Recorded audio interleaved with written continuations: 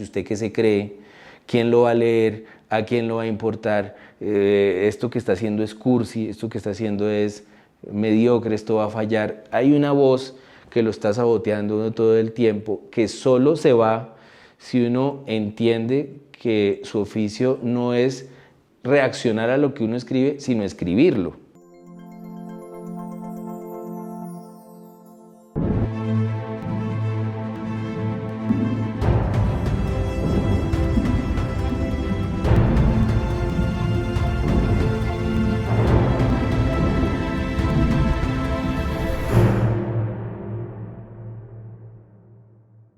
Hola amigos de Diario Criterio, bienvenidos a esta conversación con Ricardo Silva Romero.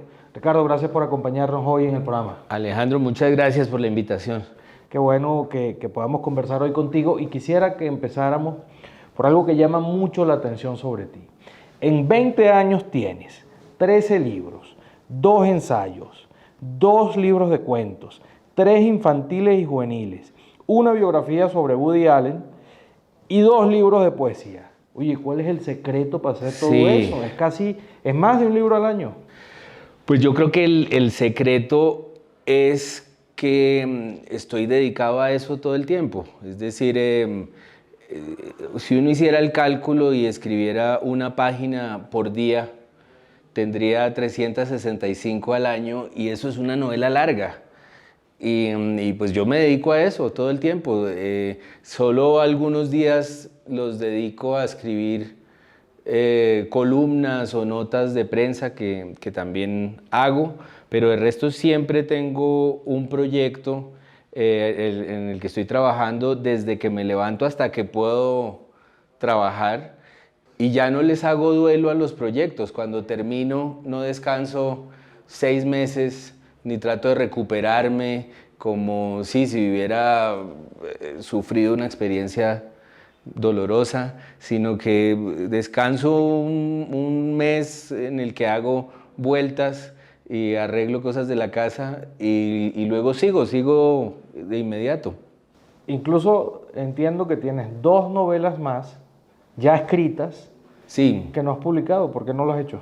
No las he publicado porque a cada novela hay que darle su tiempo, pero sí, es cierto que hay otras 2 novelas listas haciendo la cola mientras, por ejemplo, esta nueva, Zoológico Humano, termina de ser leída, tiene su tiempo, logra ser conocida. Los libros se demoran mucho en ir de mano en mano, el voz a voz es mucho más lento que en otras cosas, necesitan ser leídos para ser recomendados, entonces hay que darles su tiempo. Pero en 2022 sale alguna de las 2.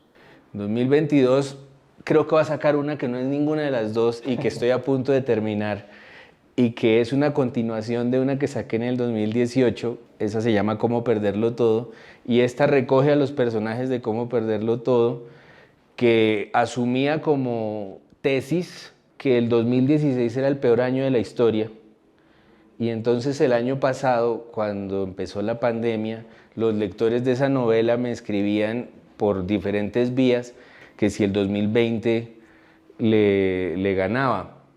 Entonces, atendiendo a los lectores, me puse y recuperé a los personajes de Cómo perderlo todo y estoy a punto de terminar la historia de lo que les pasa en el 2020, ahora. ¿Este Zoológico Humano no te representó un reto de mayor creatividad que otras que has escrito? Yo creo que sí, porque cuenta realmente la experiencia de 8 personajes de 8 culturas diferentes que van a la muerte, o sea, mueren y regresan de el más allá de cada una de sus culturas. Entonces, de cierto modo son 8 novelas y cada vez que asumía uno de esos 8 personajes era meterse en todo un mundo y en una serie de relaciones y en una serie de pulsos que vivía cada uno de esos protagonistas y sí representaba el esfuerzo de siempre estar comenzando a escribir, pero al mismo tiempo era otra clase de situación y era liberadora y era muy divertido estar yendo de época en época y sí, se sentía mayor libertad que en otros relatos. Yo creo que de transmitir esa sensación de libertad y de diversión durante la escritura, pienso que la lectura puede ser igual, pienso que puede ser muy satisfactoria si logré transmitir eso. ¿Cómo viviste la pandemia? Y si eso, las vivencias que tuviste en ese periodo no influenciaron la escritura de Zoológico Humano. Alcanzaron a influenciarla. Yo la viví relativamente bien, pero la viví bien quizás porque pues estoy entrenado para estar adentro, para estar escribiendo, para estar encerrado, ha sido lo usual para mí. Y en cuanto a la novela, yo tenía pensado un clímax, un final, que era el cacerolazo del año 2019. Y me pareció interesante que fuera el final porque las 8 historias de Zoológico Humano, todas describen pulsos entre ciertos autoritarismos y los individuos de cada uno de esos tiempos. Pero luego iba como yo creo, en la mitad de la escritura, pues se dio la pandemia y había muchas referencias a pestes, a gripas, a enfermedades, a virus, en lo que ya había escrito. Y me pareció que como además mi título era Zoológico Humano, quizás el final sí tenía que ser la peste y esos primeros días del COVID en los que la incertidumbre era total y la gente no sabía cuánto podía pararse de la gente y todo el mundo desinfectaba absolutamente todo lo que le llegaba a la casa y se quitaba los zapatos y los dejaba a 7 metros de la puerta. En fin, toda esa locura inicial es el final de Zoológico Humano, que además tiene una imagen breve, pero yo creo que resume el asunto, que es la de esos animales que empezaron a circular por las ciudades libremente y a observar los edificios y las ventanas como nosotros hemos observado a los animales en los zoológicos. Y me pareció que era el final más adecuado para la novela. ¿A qué atribuyes el éxito que tuvo la otra historia oficial del amor? ¿Por qué crees que tocó tantas fibras y tuvo esa respuesta de la gente? Pues yo creo que la novela La historia oficial del amor, que es la historia de mi familia, tiene éxito porque es cierta. Es una historia contada hacia atrás, comienza en 2015 y termina en 1930, va todo el tiempo hacia atrás y el eje son mis 2 familias, es decir, los Silva y los Romero, y cómo lidiaron con este país teniendo además relación con la política. Ahí está mi tío, que era un líder sindicalista, y está mi abuelo, que era un senador liberal de tiempos de la guerra bipartidista.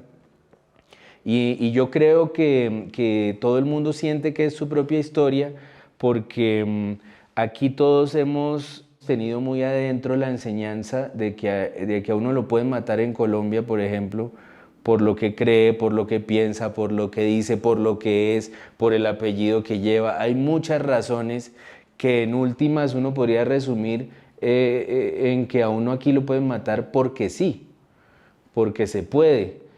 Y esa zozobra constante que es este país, ese estado tan roto y tan frágil que es este país, creo que nos ha llevado a sustituirlo todo por la familia. Creo que lo que es más fuerte, para bien y para mal, en la experiencia colombiana es la familia. Tú sabes que Río Muerto también fue una novela que generó impacto porque, bueno, trataba de la violencia esa que hay lamentablemente acá en Colombia, ¿no? Entonces, tú has tratado ese tema en la novela, pero también en tus muy leídas y prestigiosas columnas en El Tiempo y en El País. Y me gustaría hacerte la pregunta de dónde crees que tiene o que ha tenido mayor acogida cuando las tratas en forma de ficción o cuando lo haces a través de la denuncia pública de las columnas o de la seriedad de los hechos en las columnas. Río Muerto tiene de particular que es una promesa cumplida a una víctima. Una persona que yo conocía de hacía mucho tiempo me trató de explicar por qué había votado no en el plebiscito y para explicarme me contó la historia de cuando su padre fue asesinado en la puerta de la casa y cómo la familia perdió la cabeza, cada miembro de la familia a su manera, como suele suceder. Él me pidió que escribiera esa historia, pero no solo que la escribiera, sino que la hiciera en forma de novela, con las herramientas de la novela, con los trucos y los mecanismos de la novela. En forma de columna, pues uno tiene que ser absolutamente claro, contundente, incluso desde la primera frase. En una columna, yo creo que habré hecho unas 20 columnas entre las columnas del País y las del Tiempo, defendiendo el voto por el sí de los acuerdos de paz. Busqué todas las maneras de decirlo y siempre tuve que ser claro y contundente. En el caso de la novela de Río Muerto, partía yo de alguien que había votado que no.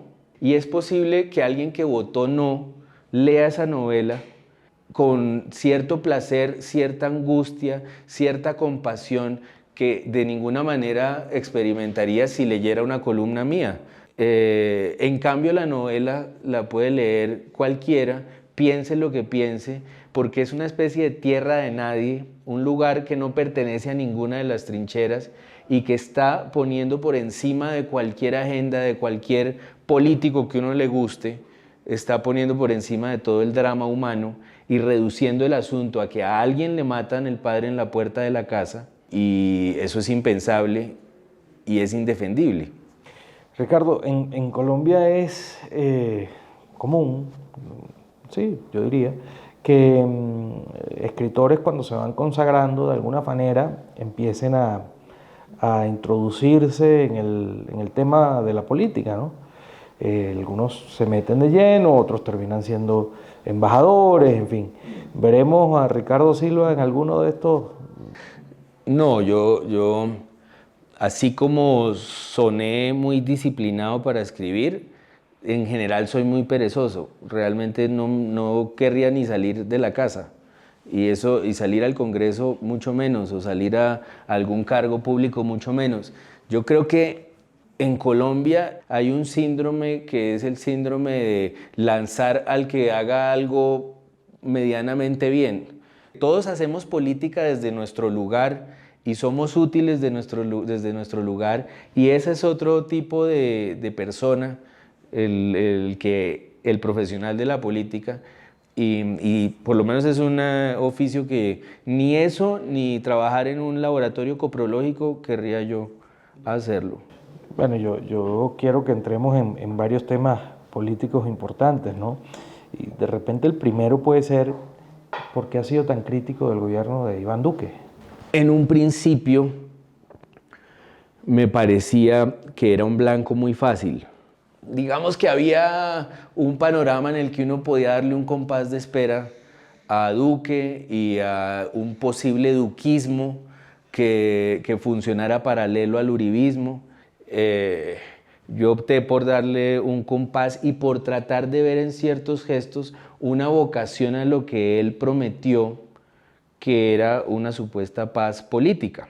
Y yo me permití cada vez más ser crítico porque me pareció que estaba siendo violento desde el discurso, violento desde los actos, y en Colombia uno no puede jugar con eso, y él ha jugado con eso, ha sido mediocre. En boca de Duque todo es lo más importante del siglo XXI, es histórico, nunca se había visto en este país, es realmente de una ridiculez, y por más que, vuelvo al principio, uno podía pensar que iba a ser así, que iba a ser un blanco fácil, que iba a ser un fracaso, me parece que ha sido muchísimo peor de lo que uno esperaba. Y en todo caso yo trato de ser crítico sin, como se diría en fútbol, lanzarse a las espinillas. ¿Cómo ves el tema del acuerdo de paz, tú que fuiste tan defensor de su implementación 5 años después? Yo creo en suma que este es un país mejor en las manos equivocadas, cayó en las manos que no era. Y sin embargo creo que hay señales de que mucha gente pues ha salido adelante gracias a ese acuerdo. Me parece que el acuerdo además ha sobrevivido a muchos embates, muchos saboteos hasta el día de hoy. Es vergonzoso como todavía se sigue hablando contra la JEP, contra la Comisión de la Verdad. 5 años después de ese plebiscito se sigue pensando con esa cabeza. Los precandidatos del Centro Democrático hacen conferencias o monólogos gritando contra los que votaron que sí, diciendo que los robaron.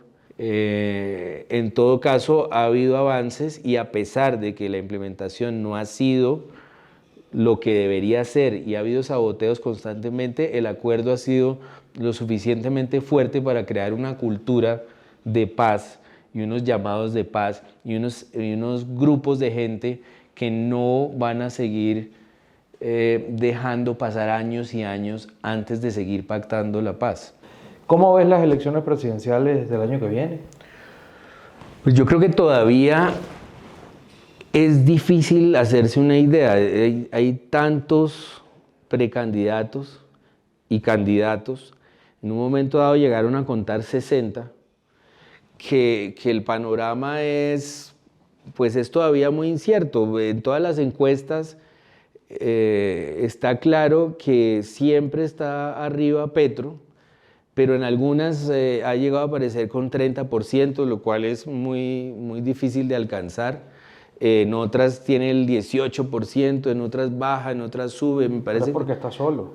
Pero es el único candidato realmente. La derecha no ha definido su candidato, el centro no ha definido su candidato y hasta que no lo definamos uno no puede, me parece, apostarle a nada. Me parece que Petro se ve muy fuerte, pero al mismo tiempo, si uno ve esas mismas encuestas, es el que tiene la imagen negativa más alta. Es impresionante. La imagen negativa es comparable muchas veces con la de Uribe, se acerca.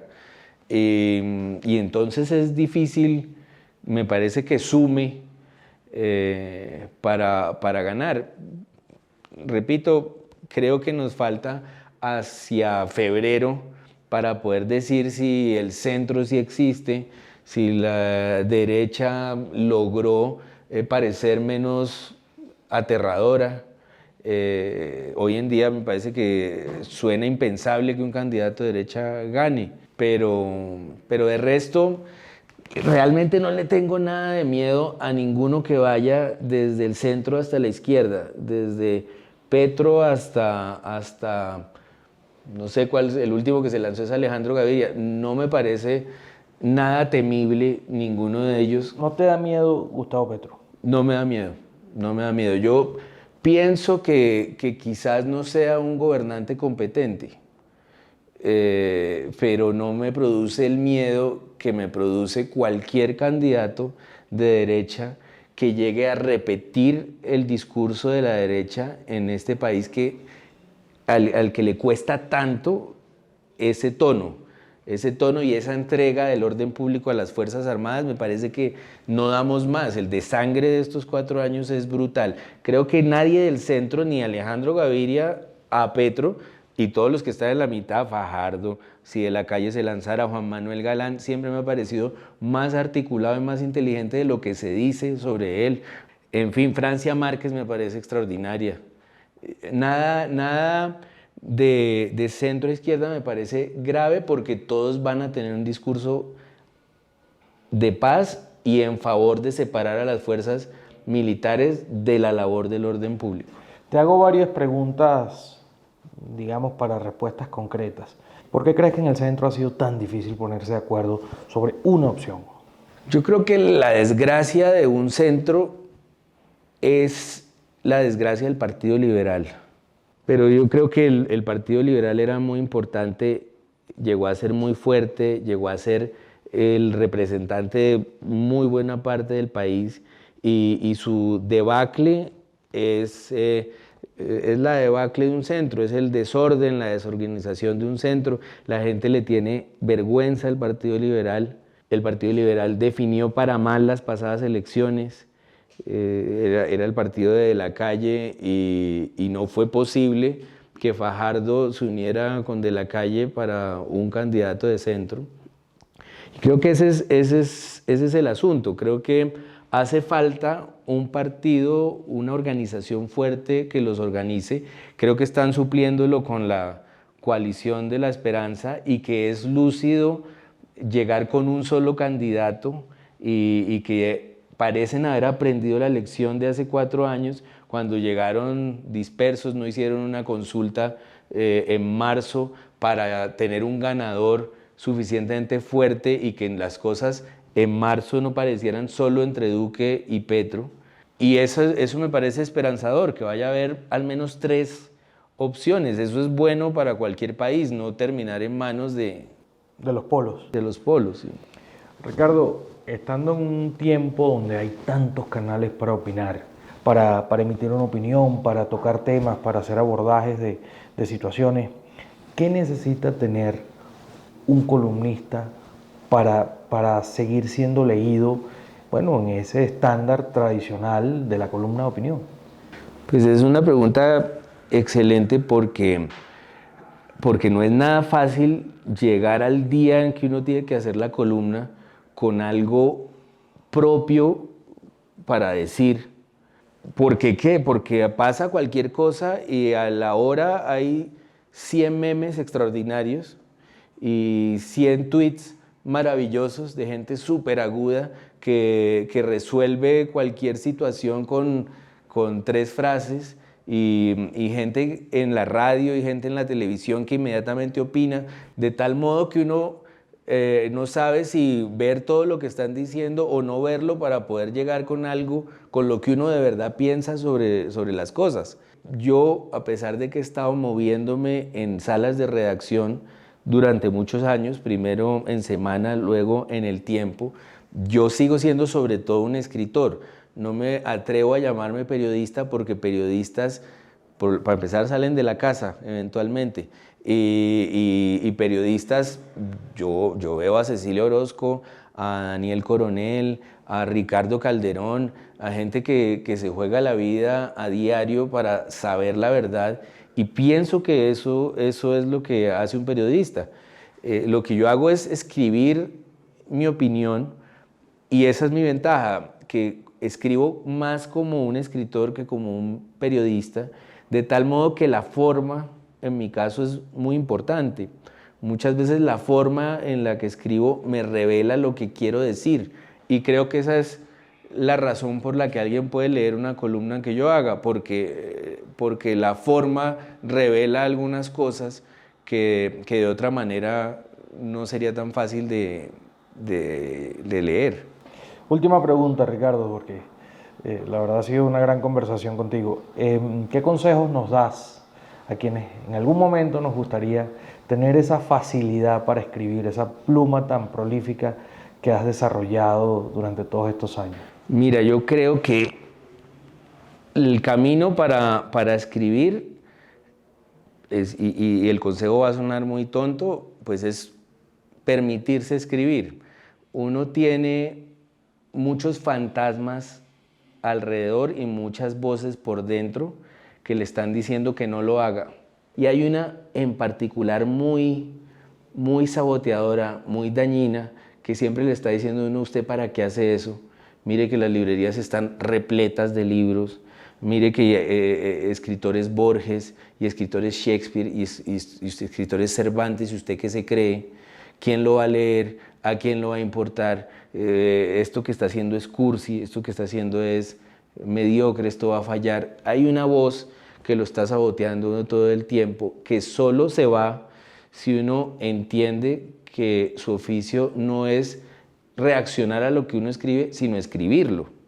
El trabajo es escribir, ya los demás sabrán qué piensan de ello. Y la verdad es, uno escribe porque lo quiere hacer, porque hay cosas que sabe que quiere decir, porque su propia vida no la ha vivido nadie más y es interesante y es particular. Y hay que hacerlo independiente de la reacción. Ese es trabajo de otros. Muchas gracias, Ricardo, por esta conversación y por este último consejo que nos das a todos. Y bueno, esperamos verte por aquí en una nueva oportunidad, ¿no?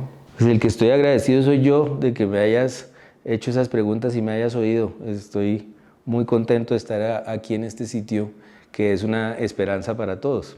Muchas gracias a ti. Y amigos, a ustedes nos encontramos en una nueva oportunidad aquí en Conversaciones.